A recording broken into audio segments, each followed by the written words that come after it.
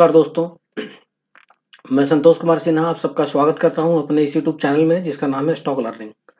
दोस्तों, मुझे काफ़ी रिक्वेस्ट आ रहे थे उत्तम वैल्यू स्टील पर कोई वीडियो बनाने के लिए। तो आज मैंने उत्तम वैल्यू स्टील्स के ऊपर कुछ रिसर्च किया है और मैं जो जानकारी मेरे सामने आई है वो मैं आप लोगों के साथ शेयर कर रहा हूँ। तो उत्तम वैल्यू स्टील जो है वो भविष्य के लिए एक अच्छा निवेश मुझे नज़र आ रहा है और मैंने इसके सारे पहलुओं की जांच पड़ताल की है और इसका जो नतीजा निकला है, आज हम उसके बारे में बात करेंगे कि मैंने क्या-क्या इसके बारे में जानकारी हासिल की है। तो दोस्तों, आज हम उत्तम वैल्यू स्टील के बारे में बात करेंगे, तो सबसे पहले हम बात करेंगे हिस्ट्री कि उत्तम वैल्यू स्टील जो है वो कैसे-कैसे इस कंपनी की स्थापना की गई। उसके बाद हम बैंकरप्सी की बात करेंगे कि ये कैसे बैंकरप्ट हुआ, कैसे इसके ऊपर जो है वो लोन बढ़ता चला गया और फिर हम बात करेंगे एनसीएलटी की, ये एनसीएलटी में कैसे पहुँचा। उसके बाद हम बात करेंगे रेज़ोल्यूशन प्लान का कि इसका जो रेज़ोल्यूशन प्लान था वो क्या था, इसमें क्या-क्या टर्म्स एंड कंडीशंस रखे गए। फिर हम बात करेंगे शेयर होल्डिंग पैटर्न्स और प्रमोटर्स प्लेज के बारे में कि रेज़ोल्यूशन प्लान के बाद इसका जो शेयर होल्डिंग जो पैटर्न है वो क्या है, प्रमोटर्स की होल्डिंग कितनी है, पब्लिक की होल्डिंग कितनी है और प्रमोटर्स का कितना शेयर प्लेज है। उसके बाद हम बात करेंगे क्वार्टर रिजल्ट का कि इसने जो अभी क्वार्टर रिजल्ट जो अपना पोस्ट किया है उसमें इसने क्या दिखाया है, इसका बैलेंस शीट क्या है। उसके बाद हम बात करेंगे प्रोडक्ट्स के बारे में कि उत्तम वैल्यू स्टील जो है वो क्या-क्या प्रोडक्ट बनाती है, कहाँ-कहाँ यूज़ होता है, मार्केट में क्या प्रोस्पेक्ट है इसका। इसके बारे में इसके फ्यूचर प्रोस्पेक्ट की भी बात करेंगे कि आगे इसका फ्यूचर जो है वो क्या होने वाला है, इसके प्रोडक्ट्स को लेकर के। फिर हम बात करेंगे इसके पास्ट क्लाइंट्स के बारे में भी कि उत्तम वैल्यू स्टील जब बैंकरप्सी से पहले जब अच्छा काम कर रही थी, तो इसके कौन-कौन से क्लाइंट्स थे। तो मैंने कोशिश ये की है कि मैं इन सारे चीज़ों को आपके सामने मैं लाऊँ और आपको विस्तार से मैं इस कंपनी के बारे में जानकारी दूँ, ताकि इसके अंदर अगर आप निवेश करें, तो आपके पास एक अच्छी जानकारी होनी चाहिए, पुख्ता जानकारी होनी चाहिए कि आप इस कंपनी के अंदर निवेश क्यों करें। तो चूँकि मैंने इतने सारे टॉपिक्स को कवर किया इस वीडियो के अंदर, तो हो सकता है कि वीडियो लंबा हो जाए क्योंकि काफ़ी लोगों का कमेंट आता है मेरे पास कि आप काफ़ी फिलॉसफी देते हो या काफ़ी आप इधर-उधर की बातें करते हो। तो मैं माफ़ी चाहूँगा उसके लिए क्योंकि मुझे ऐसा लगता है कि जब तक मैं अपनी बात आप लोगों को समझा ना पाऊँ, आप तक अगर मेरी बात ना पहुँचे, तब तक मेरा ये वीडियो बनाना बेकार है। इसलिए इस कारण से वीडियो मेरा कभी-कभी लंबा हो जाता है। तो आगे हम बात करते हैं हम हिस्ट्री का। तो उत्तम वैल्यू स्टील जो है वो उत्तम गालवा ग्रुप की कंपनी है और उत्तम गालवा ग्रुप जो था वो पहले लॉयड्स स्टील को रॉ मटेरियल सप्लाई करता था, मगर लॉयड्स स्टील जो था वो लॉस बुक कर रही थी वो कंपनी। तो 2012 में उत्तम गालवा ग्रुप ने क्या किया कि 58.35% 58.35% स्टेक जो था वो लॉयड्स स्टील का वो उसने एक्वायर कर लिया उत्तम गालवा ग्रुप ने। उसके बाद उत्तम गालवा ग्रुप ने इसके लॉर्ड्स स्टील के बहुत सारे जो मैन्युफैक्चरिंग प्लांट्स थे उसको अक्वायर कर लिया, यानी कि इसने लॉर्ड्स स्टील के कुछ मैन्युफैक्चरिंग प्लांट्स को ले लिया। उसके बाद उत्तम गालवा ने उस मैन्युफैक्चरिंग प्लांट्स का जो लॉयड स्टील का जो उसने लिया था उसका नाम चेंज कर दिया और उसका नाम चेंज करके उत्तम गालवा स्टील जो है वो रख दिया।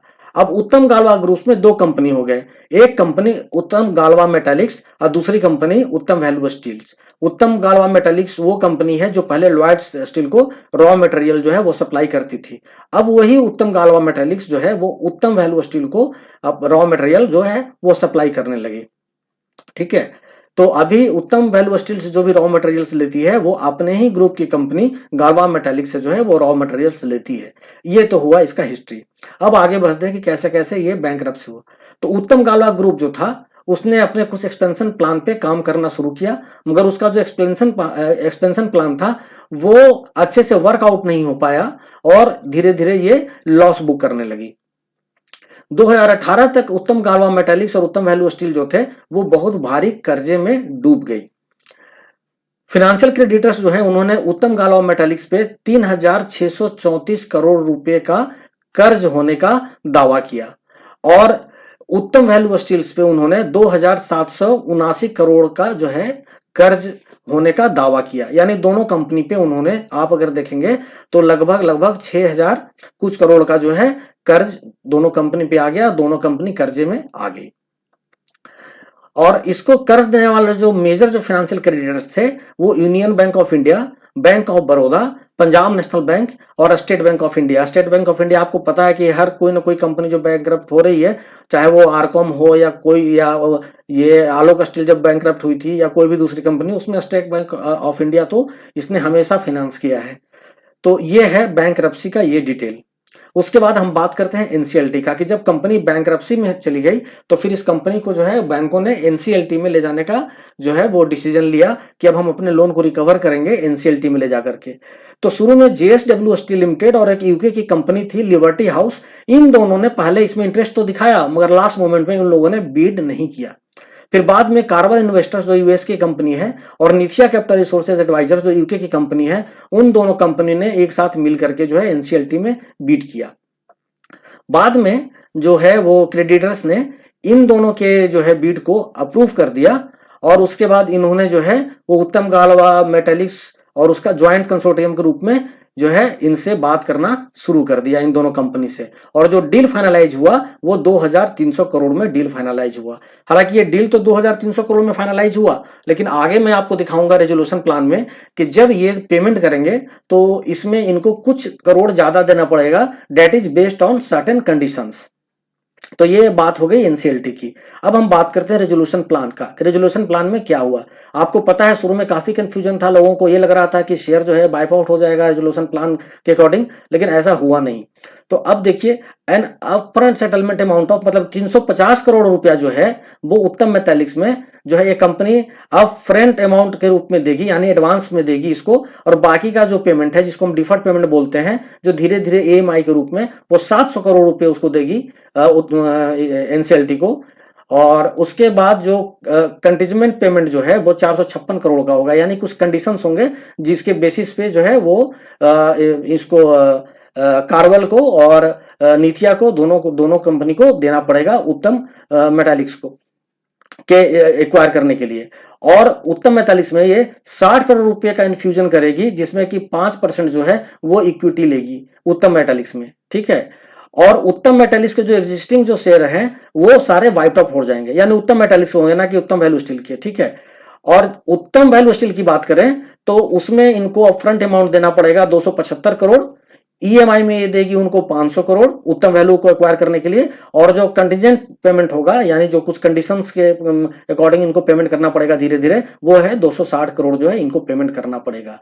और उत्तम वैल्यू स्टील में ये जो है कंपनी वो 40 करोड़ का इन्फ्यूजन करेगी, और इसमें भी 5% का इक्विटी इसका होगा।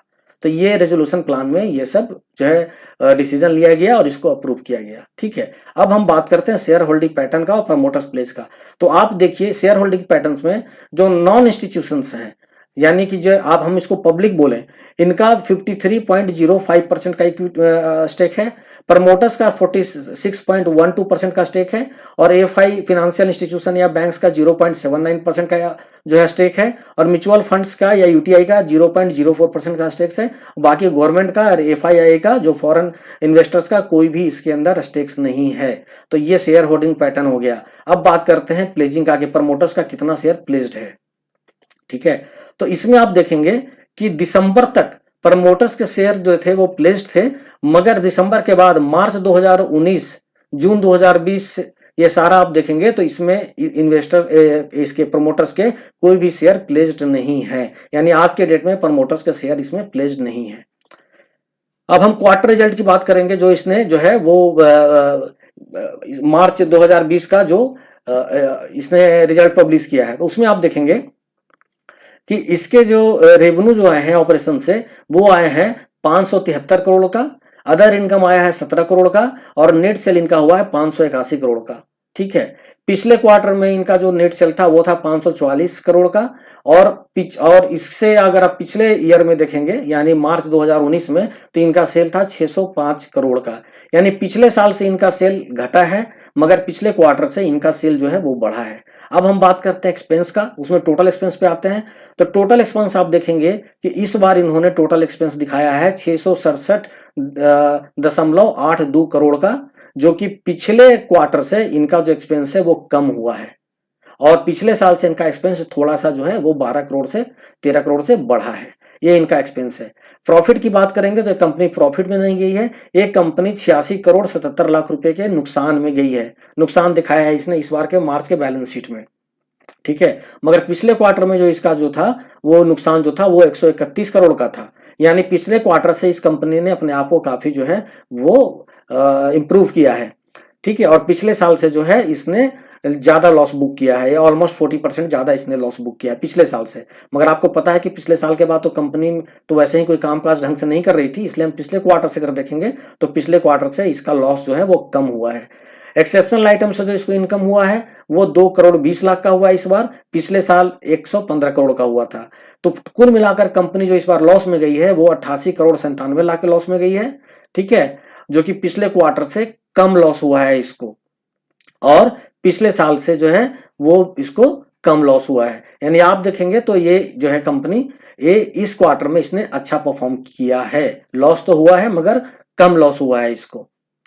अब आगे आते हैं क्वार्टर रिजल्ट के बाद। तो अगर आप ये देखिए कि अभी तो इस कंपनी का पूरा काम काज स्टार्ट नहीं हुआ है, उसमें इसने हमने लॉस को इतना रिकवर किया है, तो हो सकता है कि अगले क्वार्टर 1 या क्वार्टर 2 में ये कंपनी जो है वो प्रॉफिट में जा सकती है, ठीक है।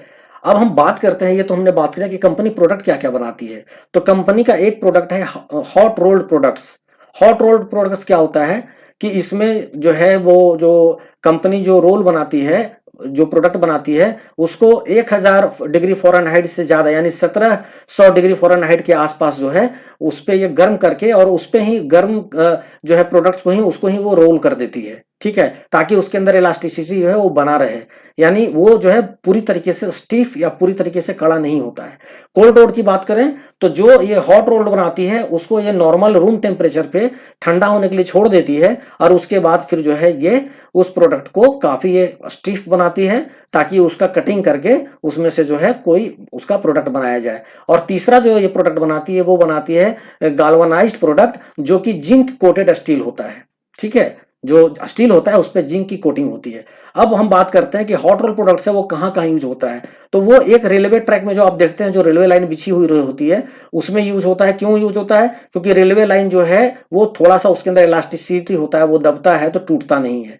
उसके बाद ट्रक का फ्रेम्स बनता है हॉट रोल प्रोडक्ट से, पाइप्स और ट्यूब्स बनते हैं हॉट रोल प्रोडक्ट से, ठीक है। ऐसे और बहुत सारे प्रोडक्ट्स हैं मगर मैं यहाँ 3 ही दिखा रहा हूं। उसके बाद जो कोल्ड रोल प्रोडक्ट्स है ये कहाँ यूज होता है? ये पंखे का जो ब्लेड है वो बनने में यूज होता है। उसके बाद जो फ्राइंग पैन जो होता है हमारा, जिसमें हम कुछ चीजों को तलते हैं, जो किचन आइटम्स है, किचन में यूज करते हैं, उस तरह की चीजें बनती है कोल्ड रोल प्रोडक्ट से। और वाटर हीटर्स वगैरह जो है वो भी बनता है कोल्ड रोल्ड प्रोडक्ट से। अब आते हैं कि गैल्वेनाइज्ड प्रोडक्ट जो मैंने बताया कि जिंक कोटेड जो स्टील होता है उससे क्या क्या बनता है। तो देखिए उससे जो सोलर पैनल आप देते हैं जो छत के ऊपर जो लगा रहता है, जिससे वो सोलर एनर्जी को जो है वो इलेक्ट्रिसिटी में कन्वर्ट करता है, तो वो प्रोडक्ट जो है वो सोलर पैनल जो है वो गैल्वेनाइज्ड प्रोडक्ट से बनता है। उसके बाद जो कार्स होते हैं, जो कार्स का जो बॉडी होता है वो जो होता है वो जिंक कोटेड स्टील से वो बॉडी को बनाई जाती है। और फिर टेलीफोन के टावर्स वगैरह जो होते हैं वो भी गैल्वेनाइज्ड प्रोडक्ट से बनते हैं। यानी अगर आप ये देखेंगे तो ये कंपनी जो भी प्रोडक्ट बनाती है, जो इसका कोर प्रोडक्ट है हॉट रोल्ड, कोल्ड रोल्ड या गैल्वेनाइज, उससे इतनी सारी चीजें बनती है। इससे भी बहुत ज्यादा चीजें बनती है। मैंने सिर्फ यहाँ पे सारे प्रोडक्ट्स के 3 जो है वो सब प्रोडक्ट्स को लिया है कि क्या क्या इससे बनाया जा सकता है। जैसे इससे आप जो है पाइप भी बनता है, इससे आप जैसे एक जो स्टील वगैरह के जो चेयर्स होते हैं वो भी बनते हैं, बहुत सारी चीजें बनती है। तो कंपनी का जो प्रोडक्ट्स है वो डेली यूज के लिए बहुत ज्यादा बनता है। तो ये तो है कि कंपनी जो है वो किन किन जो है सो प्रोडक्ट्स में डील करती है। अब आइए इसके फ्यूचर प्रोडक्ट्स प्रोस्पेक्ट्स की बात करते हैं। तो अभी जो क्रिसिल जो है उसने जो रेटिंग किया है स्टील इंडस्ट्री के ऊपर, तो उसने क्या है कि ये लॉकडाउन के कारण हो सकता है कि स्टील का डिमांड जो है वो 14 से 17% तक जो है वो डिमांड में कमी आ सकती है। ये एक थोड़ा सा नेगेटिव पॉइंट है जो कि हर किसी के लिए है, ठीक है। लेकिन उत्तम वैल्यू स्टील्स का अगर आप देखेंगे तो उत्तम वैल्यू स्टील्स का बिजनेस वही है जो काम टाटा स्टील, जेएसडब्ल्यू स्टील और सेल का बिजनेस है। यानी कि अगर आप इसके प्रोडक्ट के बारे में ये करेंगे तो देखेंगे कि ये इन तीनों company Tata steel, JSW steel और सेल का एक तरीके से कॉम्पिटिटर्स है। यानी उनका जो मार्केट है वही मार्केट जो है उस तरीके का मार्केट जो है उत्तम वैल्यू स्टील को भी मिल सकता है, ठीक है। उसके बाद इसको क्या फायदा हो सकता है कि इंडिया ने जो है, जो चाइना से, वियतनाम से और कोरिया से जो कुछ स्टील के प्रोडक्ट्स जो थे, जो इंपोर्ट हो रहे थे, उसके ऊपर उसने क्या किया कि एंटी डंपिंग ड्यूटी लगा दिया, जिसकी वजह से जो है वो प्रोडक्ट जो है अब इंडिया में उतना आसानी से इंपोर्ट और यूज नहीं हो पाएगा। और ये जो है ये अगले 5 साल के लिए उस पर बैन लगाया गया है, ड्यूटी लगाई गई है। और इसको इस चीज मतलब ध्यान में रखते हुए लगाया गया है, इंडियन गवर्नमेंट में ने ये ध्यान में रखा है कि अगर इस तरह के बैन लगाने से जो डोमेस्टिक मैन्युफैक्चरर्स हैं हमारे, यानी जय टाटा, सेल, जीएसडब्ल्यू और उत्तम वैल्यू वगैरह और भी जो दूसरे हैं, उन सबको इससे फायदा मिलेगा। तो इन कंपनियों को बढ़ावा देने के लिए एंटी डंपिंग ड्यूटी लगाई गई है, तो इससे उत्तम वैल्यू स्टील्स को फ्यूचर में फायदा मिल सकता है। ठीक है, उसके बाद जो फ्लैट रोल प्रोडक्ट्स जो थे स्टील के, प्लेटेड और कोटेड जो थे, अलॉय ऑफ अल्युमिनियम और जिंक कोटेड जिसकी मैंने बात की, उस पे भी इन्होंने ड्यूटी इंपोज किया है, ताकि इससे जो है डोमेस्टिक जो हमारे मैन्युफैक्चरर हैं इनको फायदा मिल सके। यानी गवर्नमेंट जो है वो पूरी तरीके से सपोर्ट कर रही है कि जो हमारा इंडिया का जो भारतीय जो स्टील कंपनी है, वो स्टील कंपनी जो है वो अच्छा बिजनेस कर सके। अब हम बात करते हैं इनके कुछ क्लाइंट्स के बारे में। तो देखिए, जब ये कंपनी बहुत अच्छा काम कर रही थी, ठीक है, तो ये जो हॉट रोल्ड स्पेशल स्टील्स जो ये सप्लाई कर रही थी, ये देखिए किस किस सेक्टर में सप्लाई कर रही थी। तो ये डिफेंस सेक्टर को सप्लाई कर रही थी, इसके क्लाइंट्स इंडियन रेलवे थे, इसके जो क्लाइंट थे वो ऑयल एंड गैस सेक्टर में भी कर रही थी, उसके बाद ये ऑटोमोबाइल सेक्टर में भी कर रही थी, ये फिर ट्रांसमिशन टावर सेक्टर जो है उसमें भी ये कर रही थी, एलपीजी सिलेंडर मैन्युफैक्चरर्स में को भी ये जो थी वो कंपनी कर रही थी। तो मैं इसमें यह बताना चाहूंगा आपको कि आप देखिए कि इसके लिए जो है वो इतने सारे सेक्टर्स खुले हुए हैं उत्तम वैल्यू स्टील्स के लिए। उत्तम वैल्यू स्टील्स का अब रेजोल्यूशन प्लान भी अप्रूव हो चुका है, अब इसमें नए प्रमोटर्स आ गए हैं। उसके बाद इसने पिछले क्वार्टर से इस क्वार्टर में जो है वो अपनी स्थिति को भी सुधारा है। और ये कंपनी जो है, इसके जो प्रोडक्ट्स हैं वो आप देखिए कि इसके प्रोडक्ट जो है वो वाइड एक्सेप्टेबल प्रोडक्ट्स हैं, वाइडली एक्सेप्टेबल प्रोडक्ट्स हैं इसके। ये कंपनी वही काम कर रही है जो टाटा स्टील और सेल और जीएसडब्ल्यू काम कर रही है, तो इसको भी बहुत अच्छे अच्छे कल को क्लाइंट मिलेंगे। और कंपनी जब ये कल को अच्छा काम कर रही थी, तो देखिए कि ये कंपनी जो मैंने आपको दिखाया, ये 6 सेक्टर, इन सारे सेक्टर्स को ये सप्लाई कर रही थी। तो कल को ये कंपनी अगर जैसे ही मजबूत होगी, इसका काम काज सुधरेगा, ये अपने फुल फ्लेज में काम करेगी, तो कल को ये फिर से इन सेक्टर में घुसने की काम करेगी। तो आज जो इसका जो शेयर प्राइस है जो 50 पैसे और 60 पैसे पे चल रहा है, ये शेयर प्राइस आपको फिर अच्छा मूवमेंट आएगा इस शेयर प्राइस में, ये आपको अच्छा देखने को मिलेगा। तो अभी ये कौड़ियों के भाव मिल रहा है, अभी ये स्क्रैप इसको लोग कूड़ा के भाव में मिल रहा है, तो आप इसको ले करके अगले 4-5 सालों के लिए छोड़ सकते हैं। 4-5 साल के बाद ये एक अच्छा आपका जो है वो एसेट तैयार हो जाएगा। ये वीडियो मेरा बनाने का पर्पस जो है वो सिर्फ ये है कि एक अच्छा इन्वेस्टमेंट है जो अभी बहुत सस्ता में मिल रहा है, मगर इसमें लॉन्ग टर्म इन्वेस्टमेंट के लिए आप सोच सकते हैं, यानी लंबी अवधि के लिए अगर इसमें इन्वेस्ट करना चाहते हैं तो ही ये कंपनी अच्छी है। मगर अगर इसमें जिनको सट्टा खेलना है, जैसे आपने देखा कि ये कंपनी बहुत दिन तक 15 पैसे पे थी, उसके बाद ये 25 पैसा, 20 पैसा, 40 पैसा, 45 पैसा, 60 पैसा, फिर नीचे आई, फिर ऊपर गई। तो अगर इसमें अगर आप सट्टा खेलना चाहते हैं तो अभी ये कंपनी कुछ दिन तक ऊपर नीचे होती रहेगी। उसमें अगर आप पैसा बनाना चाहेंगे तो पैसा बनाने में आपको परेशानी होगी, आपको जो है सो टेंशन भी होगा कि आज ये ऊपर चला गया, नीचे चला गया। लेकिन अगर लंबी व्यू को देखकर इसके अंदर अगर आप पैसा लगाएंगे तो आपको किसी प्रकार की चिंता करने की कोई बात नहीं है। तो अगर मेरे फ्रेंड्स इस वीडियो को जो भी देख रहे हो, उसके बाद मुझसे कमेंट में ये ना पूछें कि सर दिवाली तक इसका टारगेट क्या होगा, सर 6 महीना तक इसका टारगेट क्या होगा, क्योंकि मेरे नजर में इसका दिवाली तक या 6 महीना तक का टारगेट ऐसा कुछ नहीं है। क्योंकि आपको पता है कि इस कंपनी में ऑपरेटर्स हावी हैं, इस कंपनी में काफी ऐसे रिटेलर्स जो है वो सट्टा खेलेंगे, तो उस हिसाब से ये ऊपर नीचे प्राइस को करते रहेंगे, जो इसका असली वैल्यूएशन नहीं होगा। इसका जो असली वैल्यूएशन होगा इस कंपनी का और इसका जो शेयर प्राइस का असली मूवमेंट होगा, वो मेरे ख्याल से कम 7-8 महीने के बाद, 1 साल के बाद ही ये कंपनी जो है वो अच्छे वैल्यूएशन पे आ पाएगी। तो ये लंबे निवेश के लिए, 90 अवधि के निवेश के लिए एक अच्छा स्टॉक है, मगर शॉर्ट टर्म में इसमें जो है वो प्राइस काफी ज्यादा फ्लक्चुएट करेगा, काफी फ्लक्चुएशन रहेगा। तो शॉर्ट टर्म ट्रेडिंग के लिए मेरी कोई भी सलाह इस कंपनी में इन्वेस्टमेंट की नहीं है, लेकिन लंबी अवधि के लिए मैं आपको इस कंपनी में निवेश करने के लिए जो है वो सलाह तो नहीं दूंगा, लेकिन एक मैं अच्छी कंपनी समझता हूं और मेरे ख्याल से ये कंपनी जो है अपने निवेशकों को फायदा पहुंचाएगी ये लंबी अवधि में। इसी के साथ मैं अपना वीडियो यहीं समाप्त करता हूं। और ये वीडियो मैंने आपको यूएसबीएल में इन्वेस्टमेंट के लिए प्रेरित करने के लिए नहीं बनाया है। आप इन्वेस्टमेंट करने से पहले जरूर किसी फाइनेंशियल एडवाइजर का या फंड मैनेजर का जो है वो सलाह ले लें। और ये मेरे चैनल का ईमेल आईडी है, ईमेल आईडी है stk.learning@gmail.com। इस ईमेल आईडी पे आप मुझे कम्युनिकेट कर सकते हैं।